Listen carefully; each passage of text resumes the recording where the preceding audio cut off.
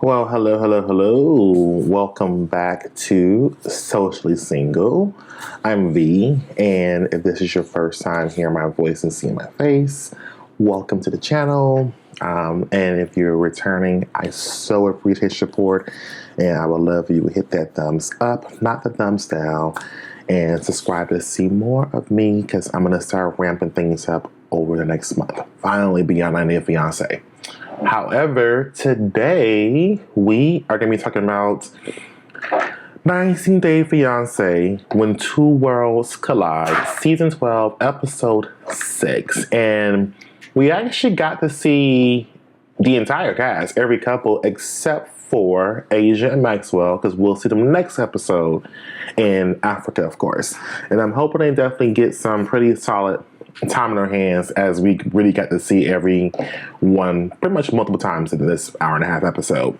So, no delay. I think the title was very appropriate regarding Two Worlds. It's like we were seeing two different personalities, two different people trying to kind of mesh and get along. And that's really what the theme of this episode was all about. So, without any further delay, let's get into these updates. And we're going to first start with Katie and Josh. So we left off with Katie and Josh, them just moving to their apartment that was right next to the garage door that beeps and goes up and down all throughout the night, of course. And it's a studio apartment, so there's really no rooms. And not really, there are no rooms except for the laundry and the bathroom we never saw. And we get with them kind of eating in that morning after their first night in. And they're using a yoga mat, of course, to kind of have breakfast. Now, I saw the studio, and there's just stuff everywhere, like just chaos. I know, they just moved in. We already knew her storage unit was a mess, and it was stuff just thrown in the boxes, half closed, and just there's no organized thought. But I will say this is the first episode that we did not have to hear her mention how she has OCD. So that was nice. However, Josh is like, okay, we've had our first night. We got your stuff from storage. Now we need to go get some essentials. And of course, in my mind, the first thing he should have mentioned was a brand new mattress. That number one, he can fit, well, not even number one, that toxic dumpster of a mattress that she has of poisonous gases and diseases, all up stored in there and from a storage unit. That should be the very first thing on the list. New bed, new mattress. At the very least, new mattress. We can do everything else. We can get the foundation later on. We can get the railings later on. We need a new mattress, even if it's an air mattress, because I'm not going to compromise sleeping that close to nobody on something I can't fit on.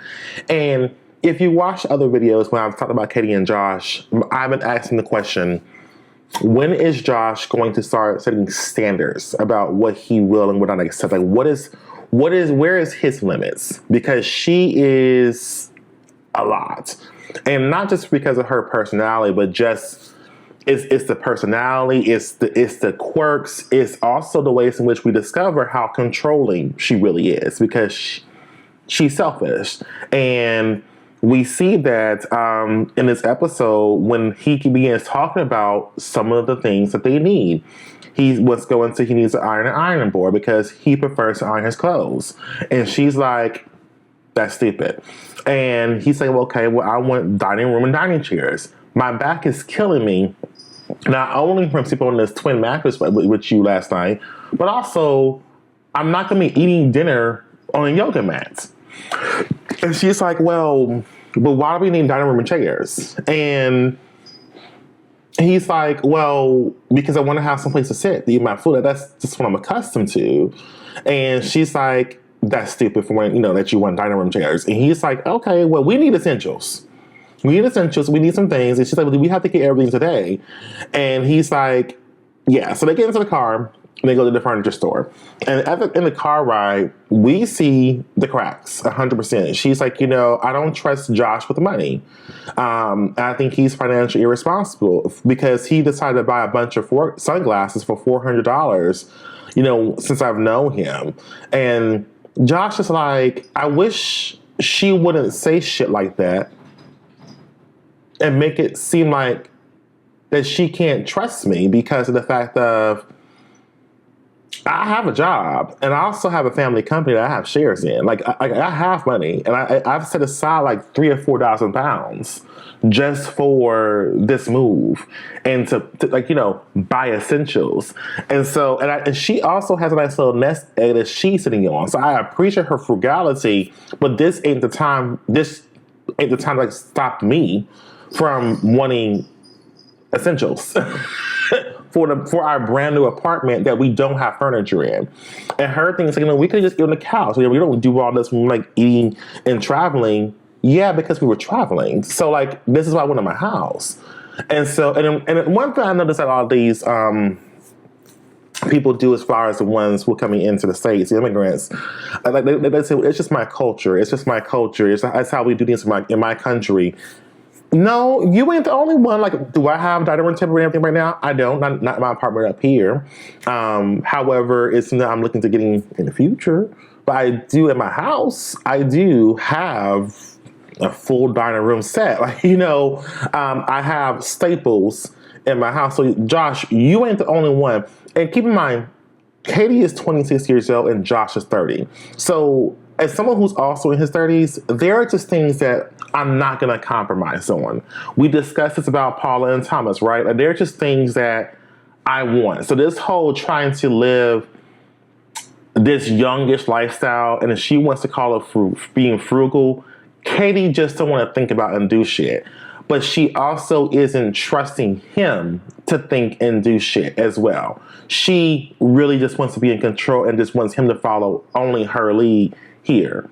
So we get a little bit further into this. They go to the furniture store and he's like, you know, you're really making this a big deal. You're being an asshole. Like, you're not respecting the fact of I have back issues. And so I'm not just asking or saying what we need just for the hell of it. Like, there is a genuine need.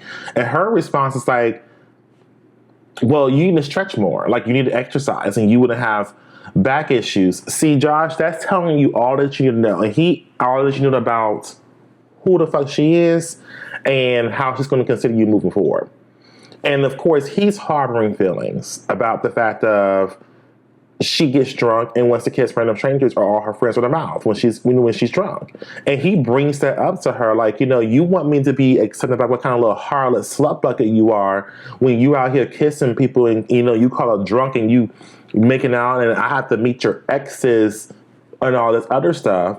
But then I asked for essentials for an apartment that we just got together and you have the nerve to be like, that's stupid.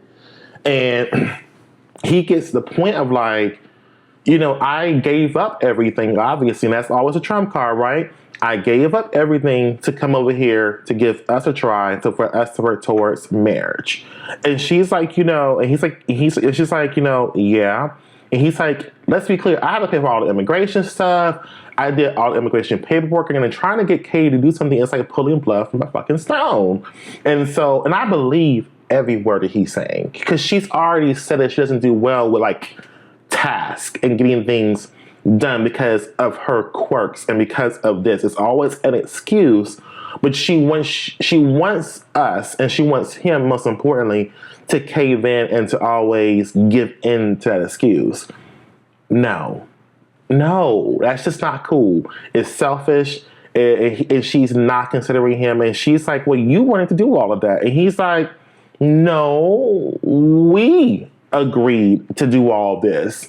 Well, no, I didn't. Well, you did when we decided to move forward. Otherwise, I wouldn't be here. So, like, now we're seeing that he's really questioning this whole situation. And keep in mind, we have not gotten far in their story at all. This is like his third day, maybe his second or third day in the States. So we're on episode 6, and we have not gotten far in their story. Let's see if they're going to really truly make it the next 90 days, because talking about them getting a company and adjusted and adapted into their apartment, we must talk about Paula and Thomas right over in Long Beach. So, Paul and Thomas.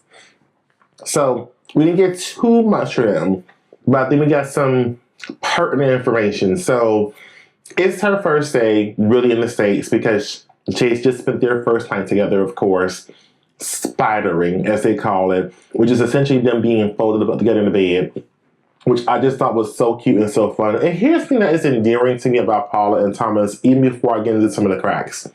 I feel like they sort of kind of remind me of my own personal relationship, number one, because they're just so authentically quirky. And not only are they quirky, they are just weird. Both of them are weird with each other, and they're weird together. I mean, well, they're weird individually, and they're weird together. And it's just endearing to me, if I'm being honest. And so we get up in the morning, like he makes her breakfast, she makes him breakfast. He is on a paleo diet, primarily because we find out that he has Crohn's disease. And so he's like, anything with rice and red meat is like usually a safe bet for me. And so, and of course, we find out that Paula is vegan.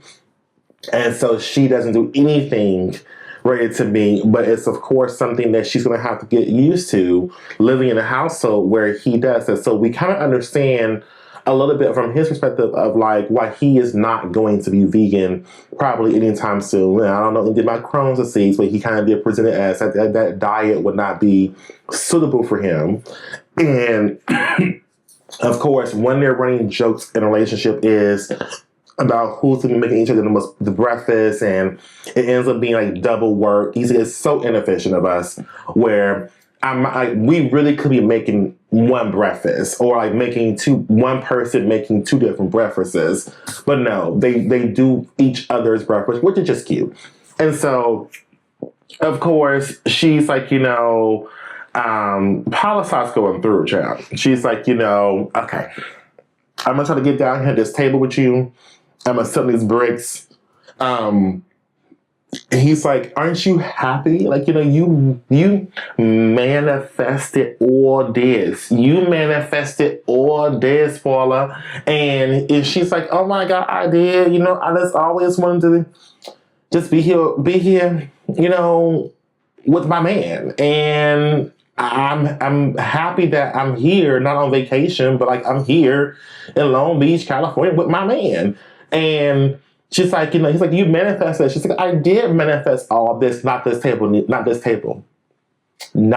bricks. I did not manifest that, but I manifested all this. Oh my God. My man made me breakfast. Oh my God. And I'm just and Paula just starts crying, going through the motions at this little table. And he's like, and they pray. And, and he's not really a religious believer at all, but she is. So he respects it, of course. And she's like, oh my God. And takes a bite of this breakfast. Why is the bread so hard? And he's like, it's toast. Oh, my man can't cook, but I'm just so happy. So she was going through it. She damn near in pain sitting at this little small table. Then she got to eat this toast that don't cook, but she's so emotionally happy to be there with her man, and it's all coming true. Paula was going through a lot that morning. Their first morning in Long Beach as a potential resident of the States. So it was a very cute, endearing moment, of course. And then we kind of get into when she's getting ready to go out. And they're going out for the day, and she puts a pair of 2 drops of perfume on her. And we find out that Thomas is allergic to perfumes. And so he's like, and Thomas is like, I'm not, we don't get accommodating chill Thomas. Like we're seeing, we get pissed off Thomas. Like he's very pissed. He's like, let me tell you something. She knows about this. She knows I have like a perfume allergy. And when she sprayed it, he's like, I have to go, we see him going to the balcony and he's pissed. He's like, I can't be in there with that. And I don't know why she even sprayed it. And she's going to have to choose pretty much her perfume or me. Because I can't stay somewhere where she's spraying perfume. And Paula wants to say, well, in my country, in my culture, we love perfume. See, now, Paula, we got to... I gotta say, I get a little tired with these immigrants always talking about what we do in our culture, what we do in our culture, what we do in our country, what we do in our country. Just say it's what you like. Okay, I don't. Maybe perfume is a big deal over there in Brazil, and it could be. But there's plenty of people here who like perfume. So it's not just a Brazilian thing, okay? However, if you know your man has a perfume allergy, then either you need to find different ways in smelling good that's going to accommodate your boyfriend, your potential husband, I should say, especially y'all been together for as long as you are. You have been friends for as long as you are. And now that I'm thinking about it, as I'm talking to you all about it, so what has he done over the past 10 years? Because it's been 10 years. And if she's been wearing perfume this much and he has stayed with her, then what was the accommodation? Because Thomas has a whole hissy fit. Like he goes in and Paula is thinking she's not taking him seriously when he's saying, and he's like, no, I'm being very serious. You can't put that box, that you cannot spread that from here. If you do, you can stay here at this apartment. I will find somewhere else to live. That's how serious he is about this. And she's like, you need to call Marvel because apparently you have a superpower with your nose. Like I only just did like a dap. That was it. Why are you so stressed? And what was pissing Thomas off more, because it pisses me off more, was when you trying to make light of something that I need you to take very seriously. So Paula, this is one time when you have to take the L. Like I had your back with him not being prepared and trying to gaslight you about this whole apartment, but in regards to him saying like, this is serious for him, and he's like, I have severe reactions to something. Enough to where dude went and found the thing, and this, I don't know if this is for TV or not, but I don't think it really was. He took off the cap of her perfume, put super glue on it, and put the top back on, and was like, okay, good, we're all set. You can look at the perfume, but just don't spray it. And she's like, what? And she's like, don't do that ever again to my stuff. He's like, I'm dead serious. Like, I don't think you understand that this is really real for me, and you've known this. So for him, it's like, no. She's known about this. So you're just playing in my face. And here's my response to it. Love ya.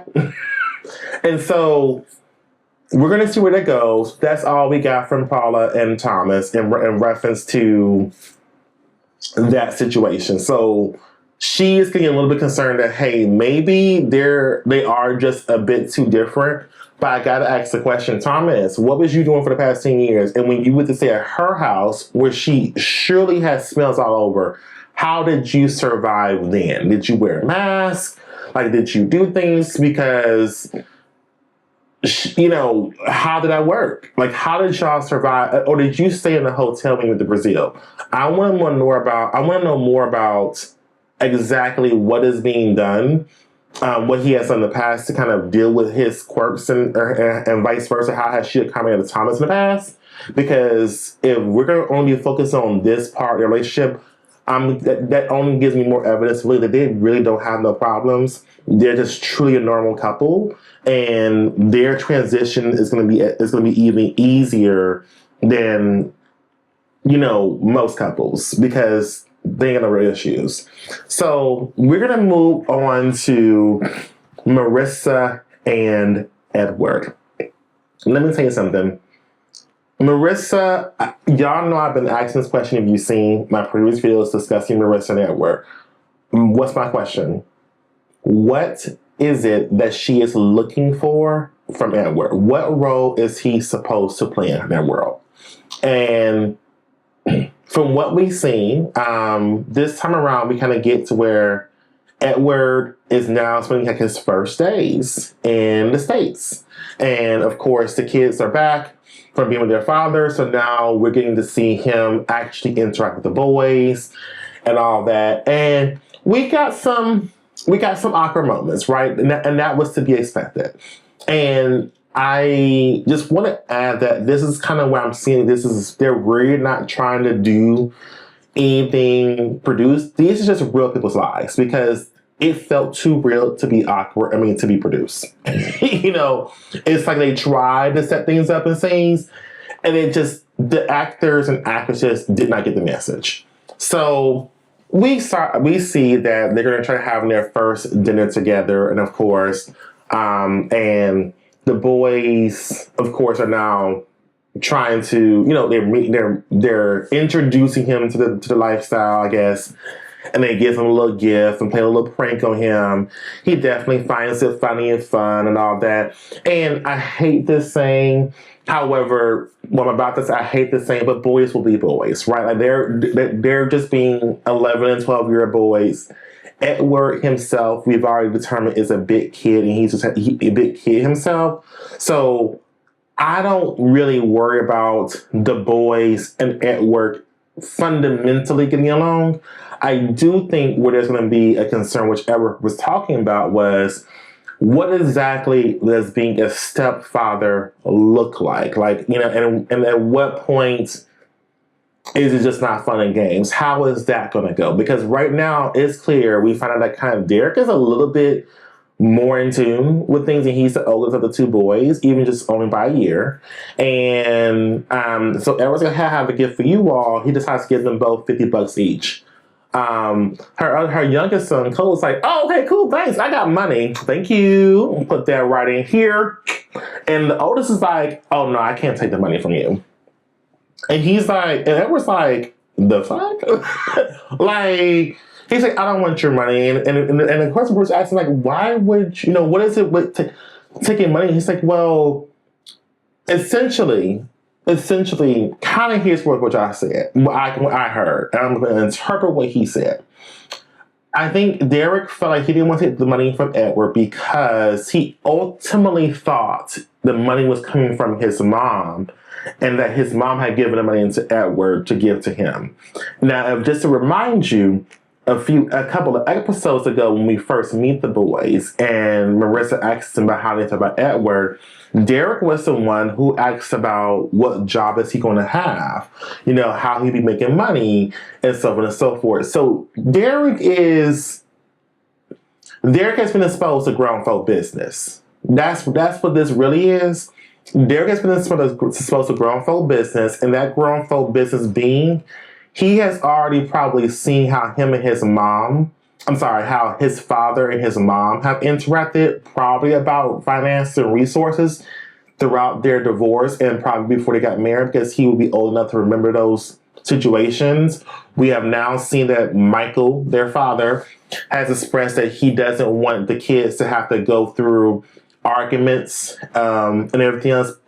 And it sounds like they've been to therapy, because Michael has admitted to having a temper and exposing and having these arguments in front of his children. So Derek is already coming off as like, I know a little bit too much about the fact that this man got no job, so how can he give me money? And Marissa's like, it's rude for you not to accept the gift when someone's trying to give one to you. And he's like, no, I'm not going to take this because, and she's like, did you think I gave him the money to give to you? Because no, I can tell you, that did not happen. That is his money, and he chose to give it to you. And see, this is where I said before, Marissa's already kind of set up a narrative with everyone. Her boys, with Michael about Edward, with Edward about Michael and the boys. We even see like Edward's like at the table like, hey, I'm gonna make some Dominican food. And Marissa's immediately like, they're not gonna eat that. And here's the thing, I'm not a parent, but here's the thing I've noticed about, I come from a single parent household, and I'm an only child.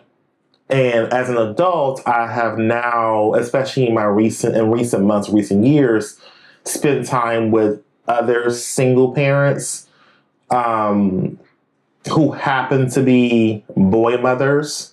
And it is just an interesting mindset to me, because on one hand, they want this independence and they want this, masculine assertiveness from the boys to be their own man.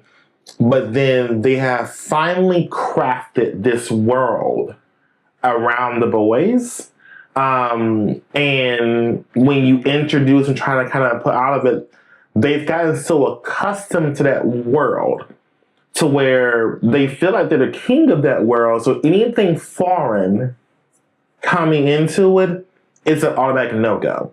So when Marissa's like, the Dominican, and the boy asked him, what kind of stuff is Dominican? He's like, it's chicken, it's rice, it's beans. Well, what kind of beans?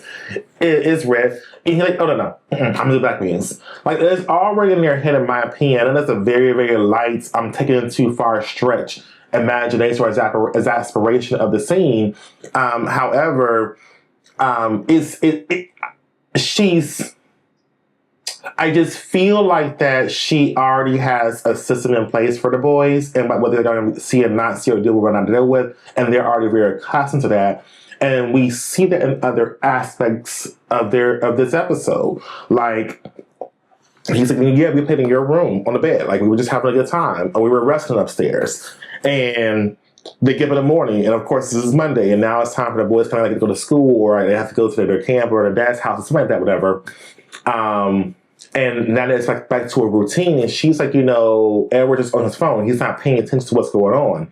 And it's like, okay, this is what I was afraid of, y'all, of like, what have you done, Marissa, to prepare him for what you need from him in this situation?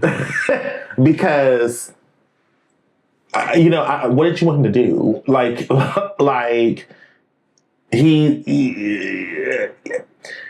Edward, it keeps saying, I'm just trying to find my place.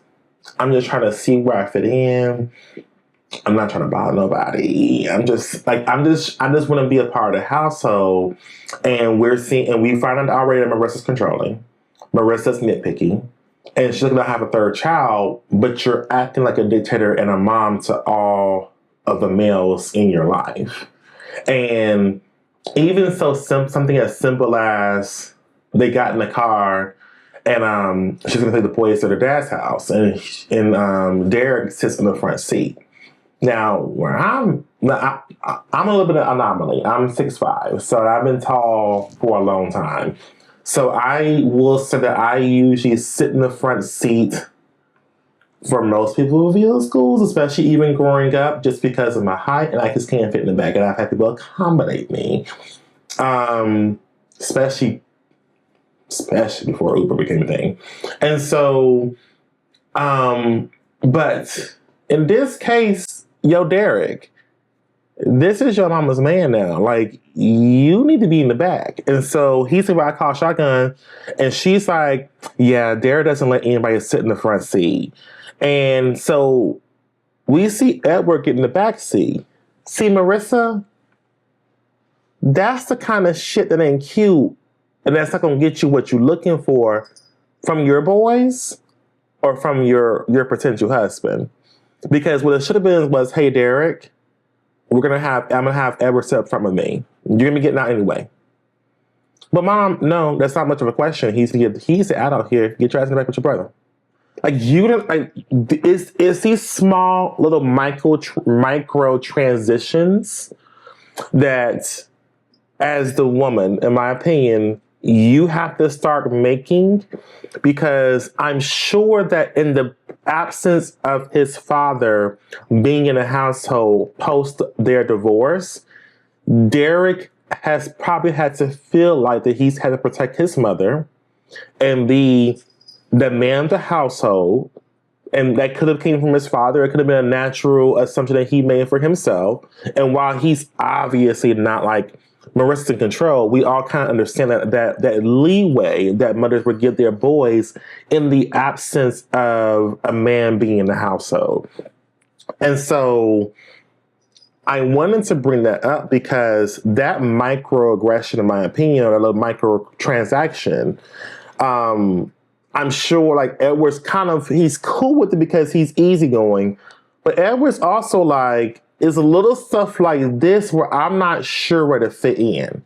So like when throughout this morning routine, Marissa makes a big point and she brings it up to Edward, like, Like, I've gotten up early this morning. I've done this. I've done that. I've done this. The boy's seen this. The boy did that. And I've done this. We have a routine. It's fast paced. It's fast paced. It's fast paced. Get with it or get left. And he's like, okay, well, if you tell me what I need to do, then I'll do. But if you're looking for me to make the assumption and initiation, that's just not going to be something I do. And now I'm dual minded. I'm someone who is. I'm just a natural helper. Like so I tend to, when I fall into new spaces, wherever I'm at, I'm someone who was like, okay, tell me when you need me. I can figure this out at the very least. Even though I can't tell you nothing about kids. I can at least make, okay, well, they have to have this, they have to have that. I mean, I know this, but there's just certain staples that in my mind probably should have to have it. And if I'm off, you'll correct me. But I think there are more people that I'm especially surrounded with. Like my own partner who was like, no, I'm not here doing anything. So if you need something, I need you to tell me. But if you don't tell me, I'm going to assume you don't need anything. And so I'm not going to necessarily offer my help because if you already have a routine, I'm not trying to interrupt the routine. And if I have a routine and needs people around me, I actually don't even want your help because it would be more work to involve your help than just do it my way. So I don't even need your help. So I understood Edward when he was like, I don't know what you want from me because this is my first time. I just got here. I don't know how this all works. I don't know what y'all do. I don't know how fast paced these things are. And Marissa pulled that card of like, well, I've seen only realization, Edward, because you're just always on your phone. You're just always on your phone. She even had like critical expressions about him talking to his mom for too long and like it being on speaker. Marissa, love, my darling, you are gonna have to chill you're gonna have to chill out, like seriously, because you're coming off as I'm gonna be real judgmental. You're coming off again like someone who is in menopause. And who was really in their 60s, 50s, 60s. Like, you're coming out real stringent, like real old. And you're treating like these your grandkids, most of them your kids, because like, girl,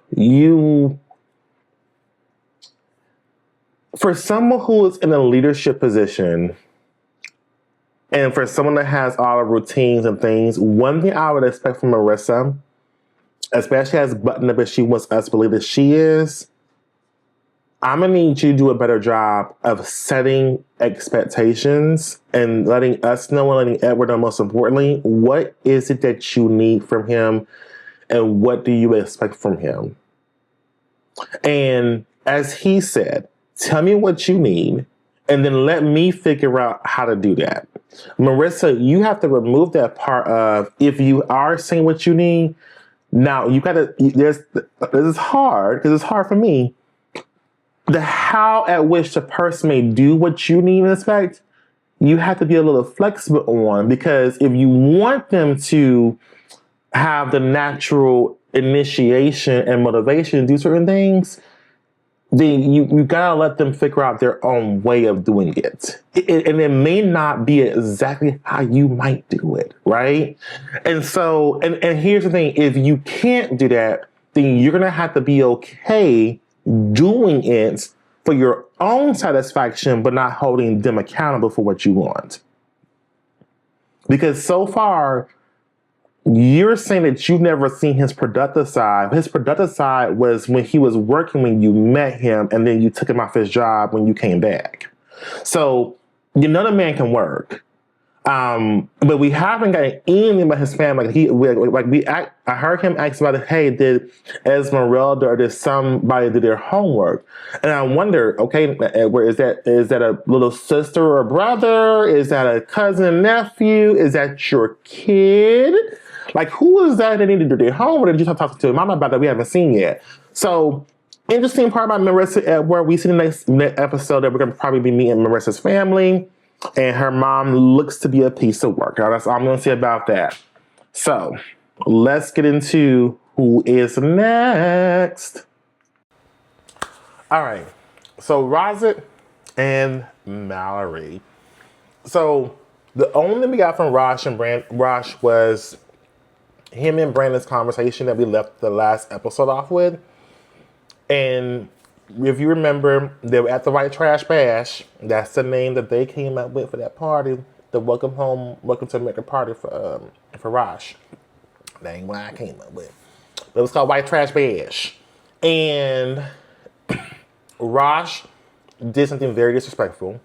He went up to Brandon when Brandon was at his truck alone with his little Bluetooth speaker, just with his with his whiskey and beer, just chilling out. And the tailgate was down, and Rosh jumped his Turkish ass up on that tailgate. And Brandon was like, and I too was taken aback. Like, you weren't invited up to do that, and you just don't do those shit like that. So Rosh decides to take it further this episode. If I'm being honest, we could have got all of this in the last episode because that's the only time we saw them, and we could have made room. But 90 Day Fiance editing be meh. So regardless, Rosh is like, I need you to listen to me. You're gonna cut your relationship off with my wife, and you're gonna stop calling her, and you need to respect our marriage, because in my culture, my country, you're not friends with the exes, and I'm not sure why you're here. And so, since in my culture, that's not what we do, you're gonna have to, end this with Mallory, and that's all. That's it. That's all. Period. Done deal. And Brandon is like, I know who the fuck he talking to. No, he didn't say that. But Brandon was like, I respect your marriage. I respect your future life together. I'm happy you're here. Like, cool. But I ain't going nowhere. Like, that's just not going to be a thing. So you can let that go, because we've been friends for a long time. And he said, I'm not the government in Texas. They're forever. That's why when it comes to me, that's what it is. That's what it is. And Brandon stood 10 toes down with that. Rosh is like, you need to delete he's like, you can delete her number. Delete it. Block it. You ain't got to ever call it. And Brandon was like, you're acting as if you have a choice in this, but you don't. And he's like, furthermore, hold on, my nigga, you are sitting here on my tailgate telling me what I'm supposed to do, demanding respect that you aren't even giving me. So hold on, you can get the fuck off my tailgate, and when you start giving respect, then I will give you respect. But and at this point, Brandon's backing up with his hands up, which is a sign of, I'm getting to a point, so I'm gonna back up because I know what I can do. Okay, and I'm not trying to go there with you, and you don't and you're not getting how you're egging this on. You know what Rosh did? Rosh slammed that man's tailgate, and was like, and he's trying really hard to assert his authority, and Brandon was like, Brandon was like, you think his ass kicked because you really pushing it. Rosh, we can go at it right now in this rain. Like, I would kick your ass at this welcome home. Welcome to America. Welcome to Alabama. And listen, I would have felt no ways tired if Brandon had kicked Rosh's ass.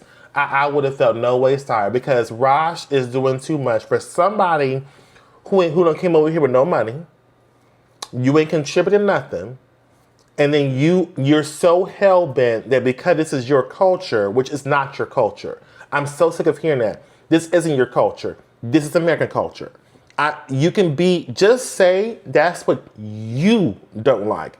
I can respect somebody who's like, I just don't like this. Don't talk to me about what's my culture. What's your culture?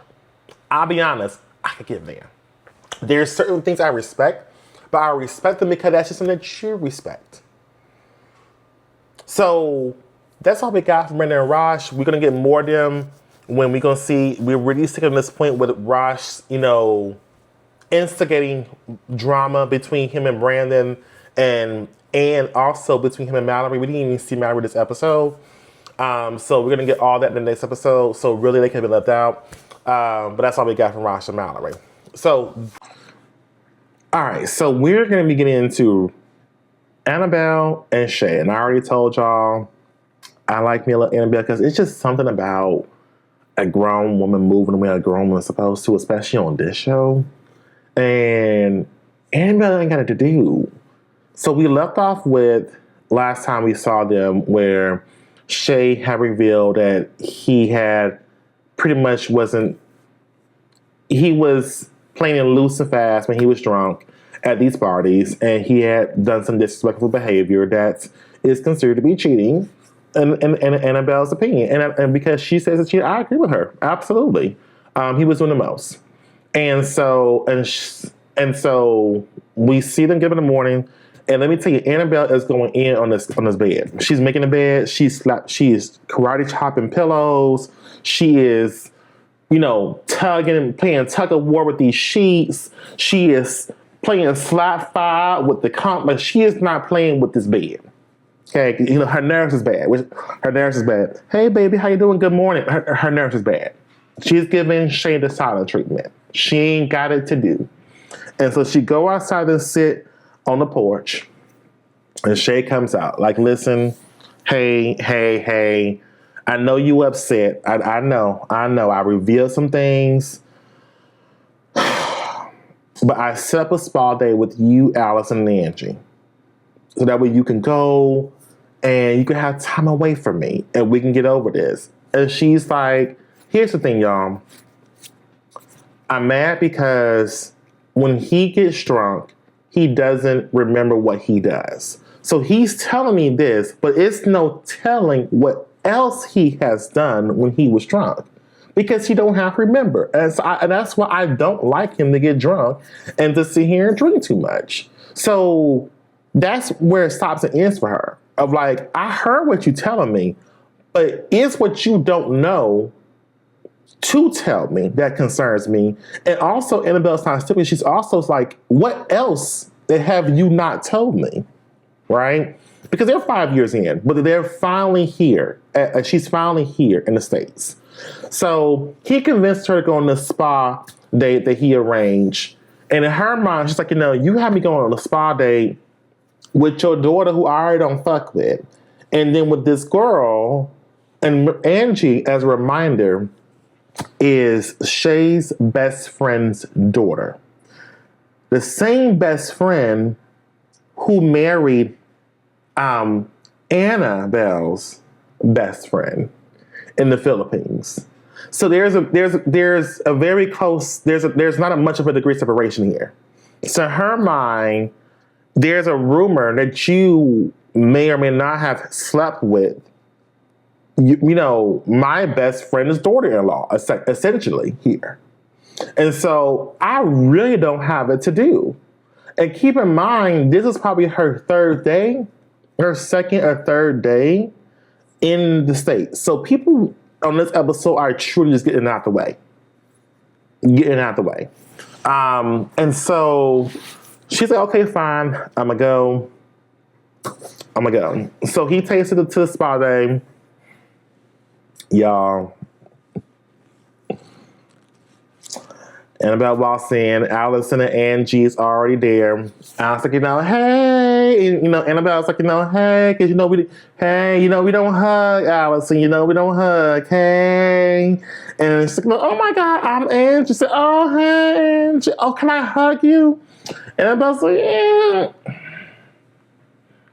The way she rolled her eyes when she hugged Angie and the cameras cut the entire, I said, Annabelle ain't got it to do. I was like, this bitch, you probably don't have done slept with my man. You went to my, can I hug you? Oh, trifling harlot.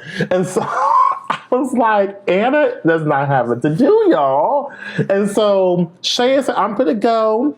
I'm gonna let y'all have a good day. Why don't you ride back with Allison? And so it's like, hold on, who? So you invited me on a spa day with your daughter who I don't like, and with your best friends or who you may have slept with, who I just found out about 12 hours ago, and then you gonna drop me off to a spot that I did not ask you for, and then hold on, then you gonna leave, which I get it makes sense to leave, but you ain't finna come back and pick me up. You want me to ride back with Allison there? So I gotta be in the car with this little hoe. Oh no. No, so Annabella's going through it. Annabella's like, listen, I don't know. I don't know if I'm going to make it through these 90 days because this is just too much. This is too much. I don't have it to do with Paducah and with Shay know about it. I just ain't got it to do.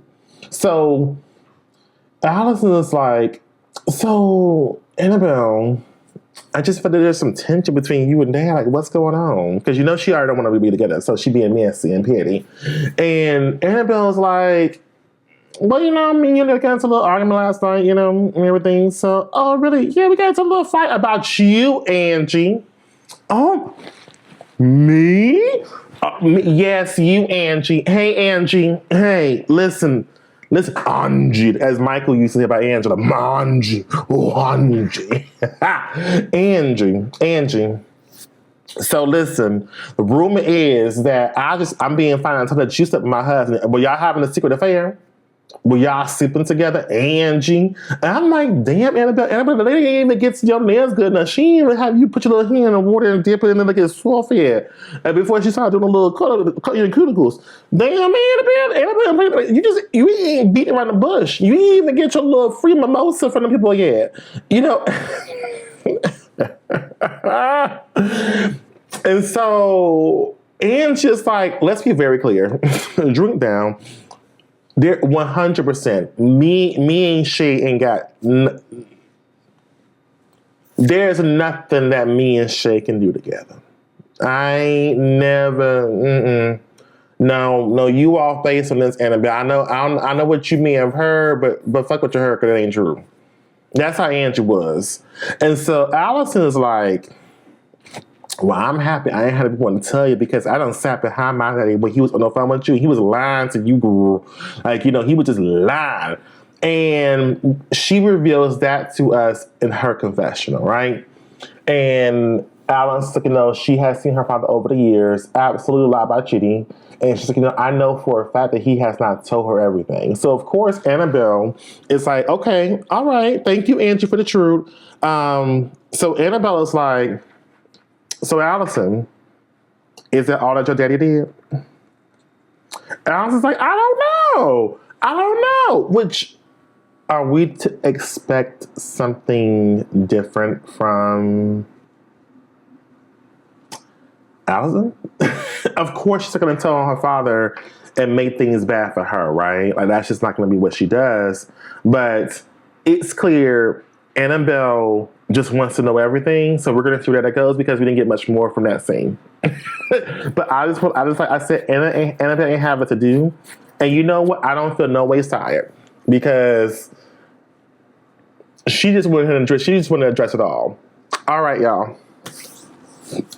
Last but not least, my favorite couple to talk about is Debbie and Midu. And so, listen, we left off with Debbie and Midu supposed to having this conversation to kind of be at peace with one another, right? Because he was having a little tantrum, a little hissy fit when his parents was all up in a bunch of his booty hole because he said that Debbie threw the phone in his face when he was driving the pickup truck, the moving truck that he was supposed to be driving in the first place with his 90 days. So now they're cool. And they kiss on the lips for the first time on television. Why? Because he is going to meet his acting coach, Jimmy, at the acting classes down the street. And so he is in a really good mood. He decided, and I said, he even kissed Debbie on the lips. I was like, what? I mean, he ain't been doing this. Oh, okay. All right.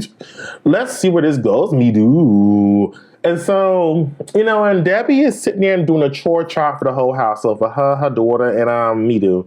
And I said, not Debbie. Now listen, Debbie. ain't,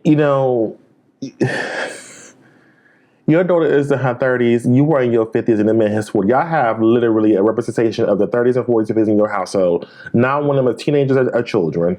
I don't mean, Debbie, you should not be doing a chore chart. But Debbie said, I'm tired of doing the dishes. I'm tired of doing the dishes. And I'm looking, there's a dishwasher in here. Why are you doing the dishes, Debbie? And Mito said he don't do dishes. He don't do, and she said, well, you gonna do the trash? He don't do the trash. And so she's like, well, what are you gonna do? And he's sitting here joking. She's like, I'm serious. What the fuck? And of course, we're not surprised because Mito's a queen, right? He's a queen. So that's a full grown woman inside of Mito. And so he's thinking, in my country, here we go with that. In my country, in my culture bullshit. And the women take care of the house, so they do everything in the household. My question is, what do the men do? So we always want to talk about what the women do. We don't hear enough about what the men do. And and Debbie, you gotta start getting more hip and witty with this. When he tells you what the woman does, you should respond, what do the men do? Because you aren't paying for the rent. You aren't paying for the bills. You ain't paying the car note.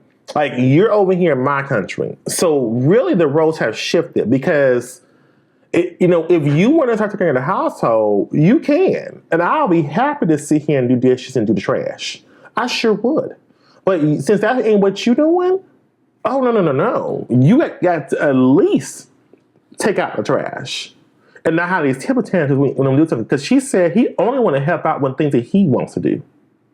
Not when it comes to other stuff. But we know who Mito is at this point, right? So he goes to acting class, y'all. What acting classes, and we get to meet Jimmy. And he had found his acting coach. And of course, it's not just him and Jimmy. It's actually other people in this class. And I want to say, it was a really diverse class. We had a lot of different types of people there. It was like 8 or 9 people or 10 people maybe.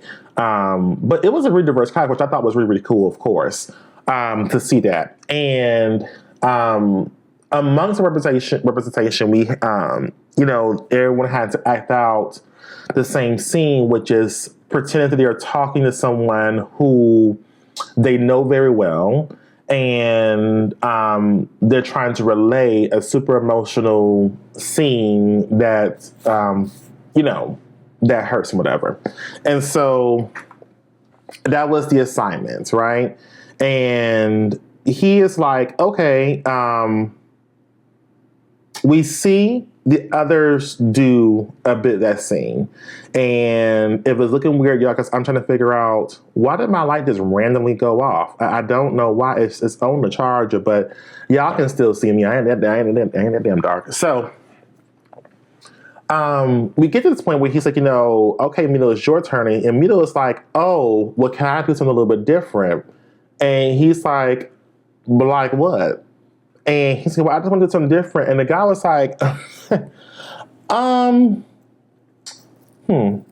you do something different?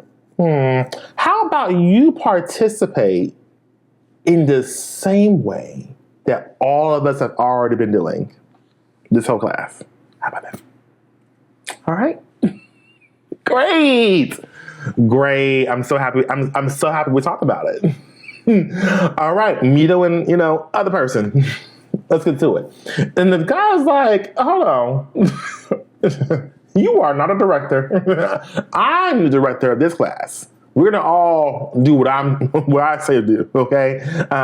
No, you cannot. You don't run this. And it's interesting because they went around the introductions at the beginning of the class, right? And when we got to meet him, he said that he was in the acting academy in Egypt for 4 years, and he has over 20 acting credits. I call them acting credits with series and movies under his name. And Mito has this attitude,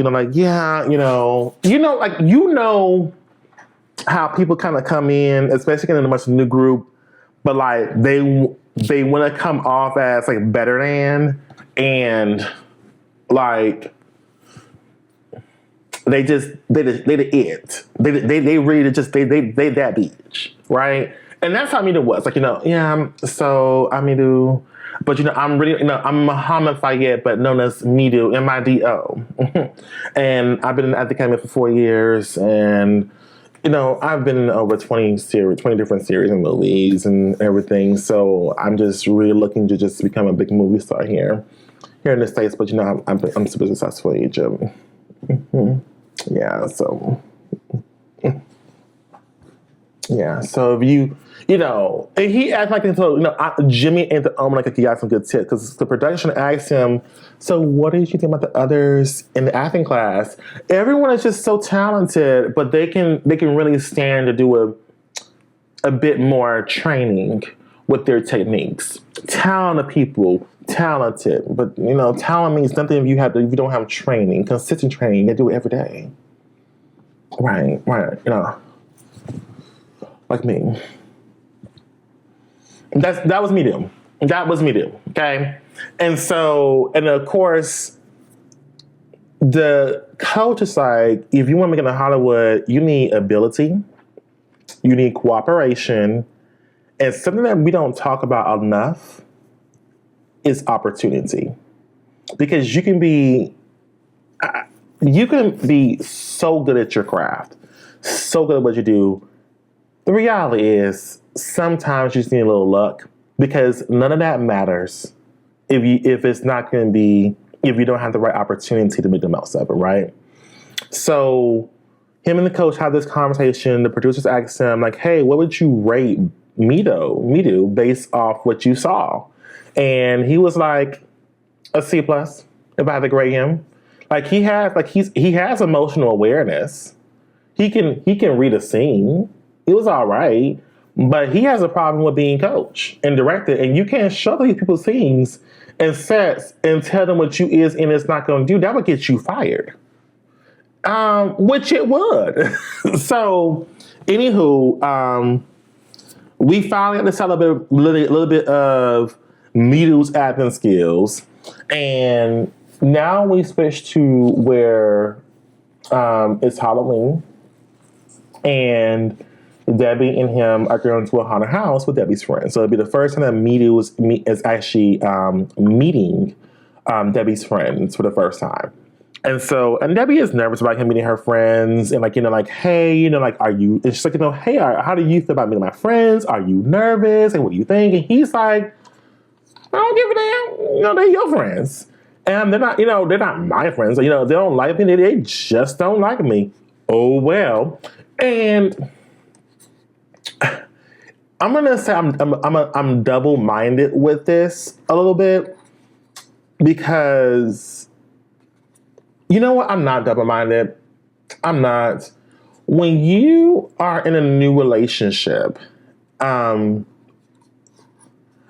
think it's a red flag if your significant other is not willing to value or is not even putting any thought into what people in your life may say about them. If you've given certain people in your life a certain leeway, whether it be, whether it's your friends or whether it's your family. And of course, there's a balance, of course, where you don't need to have your friends and your family all up in your relationship, running your relationship. And you have to be mindful that sometimes the people in our lives may have an ulterior motive or bias that just is not in your favor, but more is in their favor. However, I don't want to go down that rabbit hole. But I do think that if you're someone who's like, hey, I want you to meet my friends, I want to get their opinion. You're like, hey, what did they thought? Because their opinion means a lot to me. Because let's be honest here, I've had plenty of opinions about their people, and I want them to hear me when I give them my opinions. So I don't necessarily need my significant other or my person to be anxious or so worried about impressing my friends and family. But I want you to care. I want you to at least care. I want you to be cognizant of it. I want you to be respectful, right? That's essentially what I think Debbie was trying to relay to Mido but he was completely disinterested. And his whole thing was, I'm not afraid to meet them. He had a very arrogant attitude. And the reason why he had an arrogant attitude is because he don't give a fuck about Debbie. And in his mind, he has Debbie wrapped all around his finger. So he thinks that it doesn't matter what her friend's gonna say, because she's gonna do whatever, she's going to do whatever he wants her to do, regardless. And that's a bad position to be in. But Debbie took notice, right? Debbie took notice, y'all, and she was like, driving her little class to the haunted house to meet her friends, and was like, I just think it's really weird that you don't give a fuck about me and my friends, because I care about their opinion and what they have to say. And I actually, and they're close to me. Like, if you're going to be seeing these people in my life, so I would like for you all to be aware of each other and hopefully get along. And that's usually the mood that we all kind of have. Now, whatever happens after that, it happens. We adapt. But at the very least, I would like for you to be cordial with each other, right? And so they get to the haunted house. He meets all of her friends. And of course, he is cordial. He is inviting. They all embrace him like, oh my God, I'm so happy to meet you, Midu, and everything else. And both of her friends that we met before are also bringing their of course, prospective partners. Okay, so there's a group of 6 of them going to the haunted house. Now, I don't know about y'all, but I don't do haunted houses. I am a little bitch. Okay, now, I get scared way too easy. I jump. I am bound to punch somebody. I don't do well. So I don't attend things that can have a profound effect on my freedom. Okay. However, and Debbie's is like, I'm the same way. I don't do haunted houses. I'm scary. It's not my favorite thing in the world.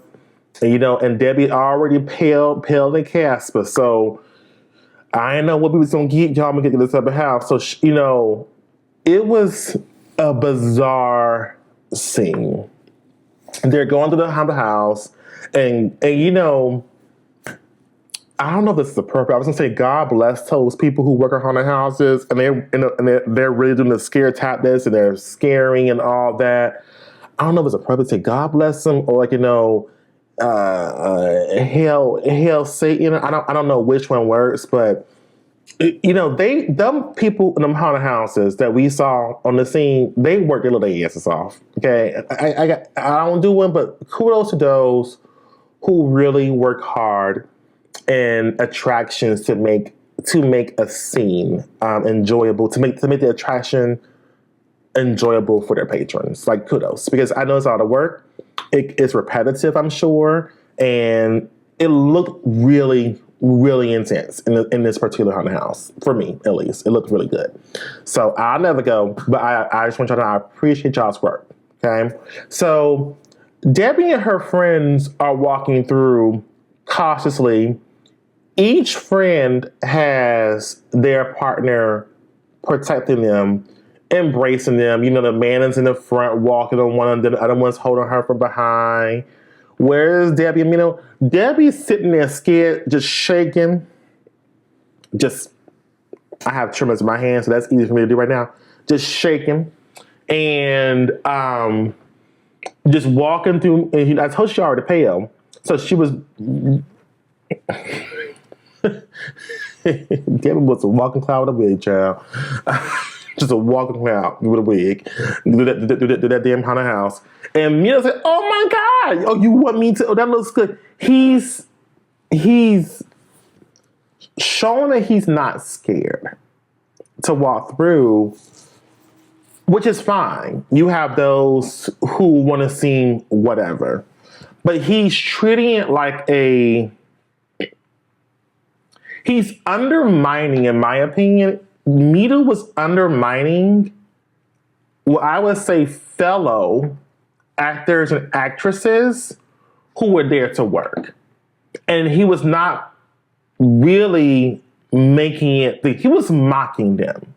He was reducing their efforts. So you have a guy in front of a fake body taking out intestines, and Midu was like, oh my God, that looks good. He was being that person that you don't want to come to a haunted house.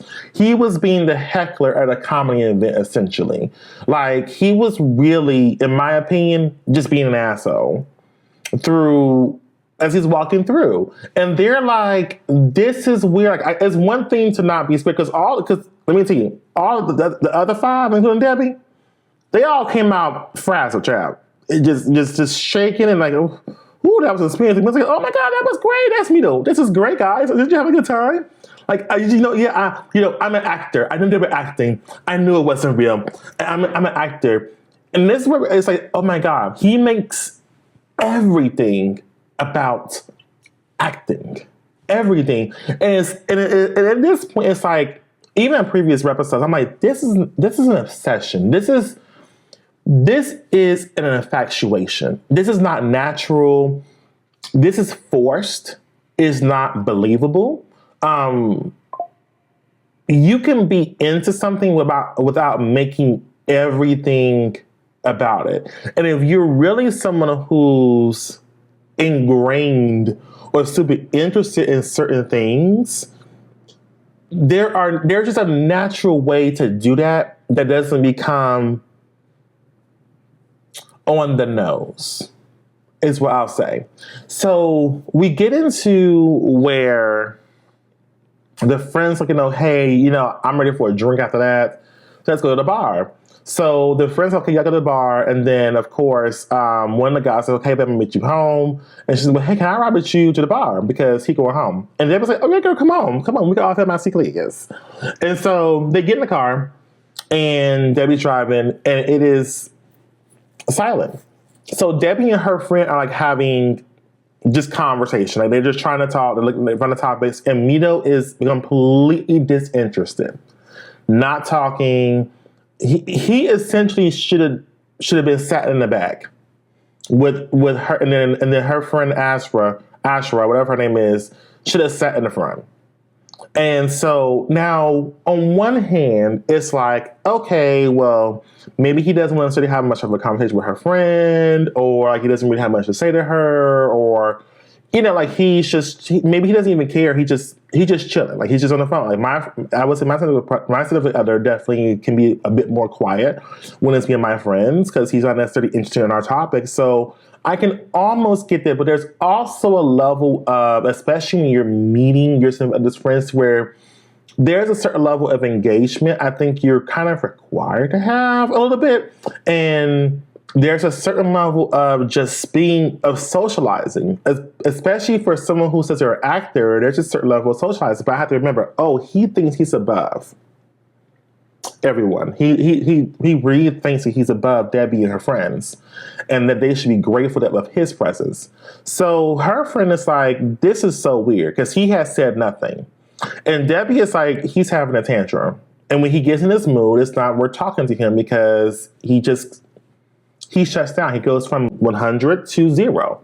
And so they get to the bar, they pull in, and they both get out. And he said, I'm going to stay in the car for right now. Give me 5 minutes.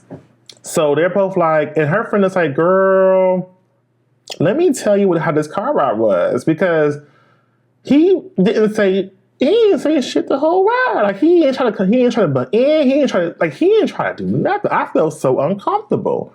And Debbie is like, yeah, he was rude. This is embarrassing, actually, that he would do this. And so she goes with the car like, hey, let's talk. Like, what's going on? Let's have a conversation. He's like, you shouldn't be frustrated. You have everything. You have no need for nothing. I'm the one who should be frustrated. I'm the one who should have the problem. And Debbie is like, what? Like, you're being rude to my friends, and you're being disrespectful to my friends, and like, what's going on here? And he's like, well, what do you need? What do you need? What do you need? What do you need? What do you need, Debbie? What do you need, Debbie? Debbie, what do you need? What do you need, Debbie? Debbie, what do you need, Debbie? Debbie, what do you need? Debbie, what do you need? What do you need? What do you want, Debbie? What do you want? And Debbie is like, I don't know if this is going to work. because you doing too much. I just wanted to have a quick conversation. You're being rude right now. Like, she really kind of held back. And it got to the point where he was like, it just blew up because he's like, well, I, came here from my country and I did all this and, I'm listening. So like, what do you need? And everything else. And she's like, you know what? And Debbie said, let me tell you something. The problem is that I don't need shit from you. That's the problem. You act like you don't love me. You haven't been very friendly to me. Like you're not compassionate with me. So, and the problem is at this point, I don't need nothing from you. So you can go back if you want to. And he's like, okay, well, fine. Get me a ticket. I'm going to go back tomorrow. I'll go back. And she said, you know what? Bet. I'll do just that. I'm going to get you a ticket. Cool. And then Mido had the nerve to say, as David's getting the car, he said, fuck you.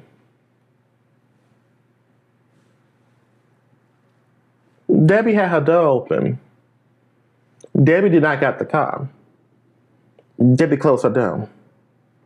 Debbie looked at me do. Fuck you said? He was like, fuck you. She's like, you can get the fuck out. She said, you can get out now. You got to make, you don't want to show me no compassion at all. Ooh, my hand. You don't want to show me no compassion at all, but you want to go fuck that slut up there and over there each. So get the fuck on. Well, she should have get you and your gay ass on, and that's what she should have said. But Debbie don't see what we see, y'all. She don't see that there ain't nothing but a bitter queen who ain't have his dick for the damn week. That's all he is. He ain't had no dick.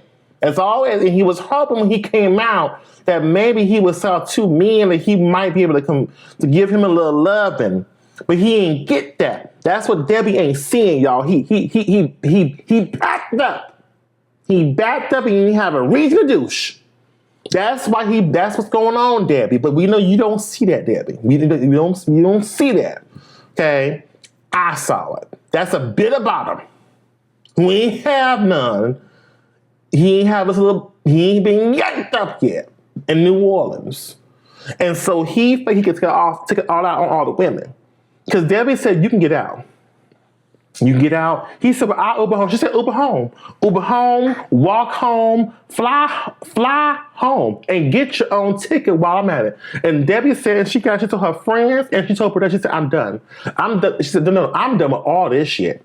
Debbie said, I'm done. Debbie said, I'm done. Because she tried getting in the car and she was crying. And he was not compassionate to her at all. He does not care about that woman. We know this. Okay? We know it. We saw from the time he got off the plane. He did not care about her. He's not here for her.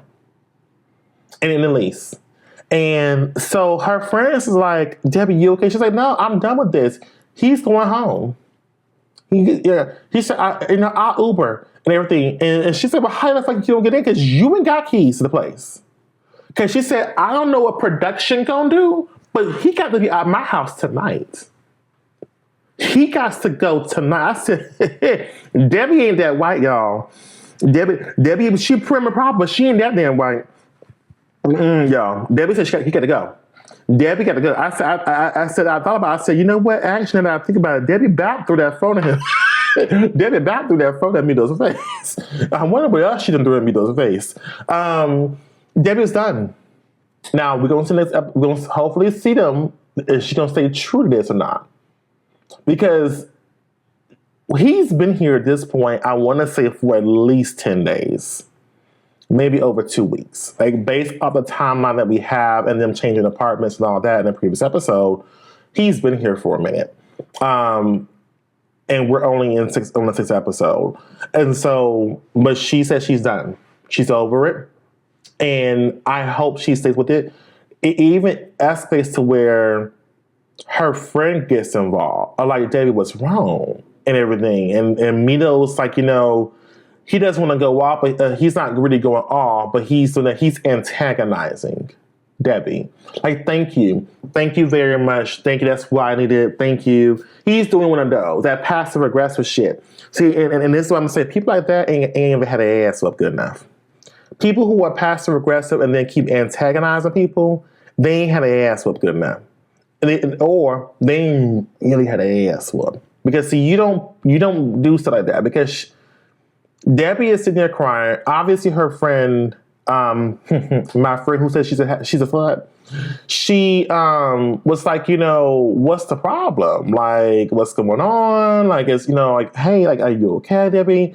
And so she's trying to diffuse the situation between Midu and Debbie, and then Mito starts talking to her crazy. And she's like, hold on. First of all, you don't talk to... This is America. Hold on. You don't talk to women any kind of way over here in America. Let's just cut that out. This ain't America. This ain't Egypt. I'll whoop your ass. Or I might get my man to whip your ass. But you don't talk to women like that over here. And he was being very dismissive. He got into her friend's face. And now both of the friends' men ain't small men. Especially the one that, if I remember correctly, that Asher was with. That was he was a big dude. Like, me do. You playing with fire. And then these little wimps from Turkey and Egypt are Muslim and all the Muhammad's of them all. I want to see them really fuck around and find out. And so Debbie said, he's not coming to my house. And Debbie said, I'm going to go. And she left everybody there. She was done. And I hope that we see her truly be done, because this is not going in a good place for anybody. And it's uncomfortable. It's cringe to watch this. It really is. I like it. It was a good episode, y'all. But I don't like to see someone be so disrespectful to someone else. There is nothing cool about that at all. But that's all I got. I ain't got no more. I'm looking forward to the next episode. I got out here early to get this to you all. So we're going to see how the next episode goes. Based off what I saw or remember, we're going to be meeting Marissa's parents. Like I said, her mama's a piece of work. Then we're going to be seeing an update with Asha and Maxwell. I'm looking forward to that, because I can already tell Maxwell's family ain't got it to do with Aisha, whatever the hell her name is. But y'all, if y'all enjoyed this, please press the like button. Y'all know I want to hear to see the comments and read them below about what you all thought about this episode. What are y'all thoughts so far in the season, being 6 episodes in? And I look forward to seeing you next video. Y'all take care. Have a good one. Bye.